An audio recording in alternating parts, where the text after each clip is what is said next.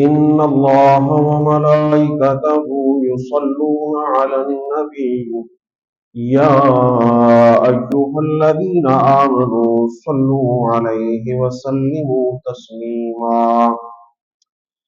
اللہ تبارک و تعالیٰ کا ارشاد باری تعالیٰ، بے شک اللہ اور اس کے فرشتے یصلون علی النبی، نبی علیہ السلام پر درود بھیجتے ہیں۔ یا ایھا الذین آمنوا صلوا علیہ وسلموا تسلیما، اے ایمان والو، اے اللہ کے نبی کو ماننے والوں، اے اللہ کو ماننے والوں، صلو علیہ وسلموا تسلیما، تم بھی ان پر درود بھیجو اور سلام بھیجو۔ یعنی اللہ تبارک و تعالیٰ یہ ارشاد باری دے رہے ہیں کہ میں نے ایک فرشتوں کی جماعت کی یہ ڈیوٹی لگا دی ہے کہ وہ میرے محبوب کے اوپر درود بھیجتے ہیں۔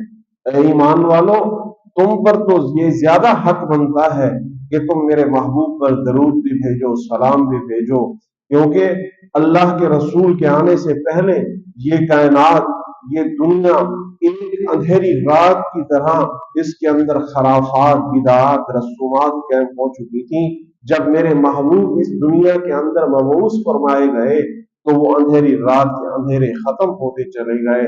اللہ کے احکام کو انہوں نے اپنی زبان کے ذریعے، اپنی تلوار کے ذریعے، اس قرآن کے ذریعے اس معاشرے کو خوبصورت بنایا، اس معاشرے کو پرامن بنایا۔ آج ہم بھی اللہ کے رسول کی بات کو مانتے ہوئے، ان کے اسوہ حسنہ پر عمل کرتے ہوئے اس معاشرے کو خوبصورت بھی بنا سکتے ہیں، پرامن بھی بنا سکتے ہیں، بشرطے کہ ہم سیرت منانے والے نہیں، سیرت اپنانے والے بن جائیں، تو پھر یہ سارے معاملات خود بخود درست ہوتے چلے جائیں گے۔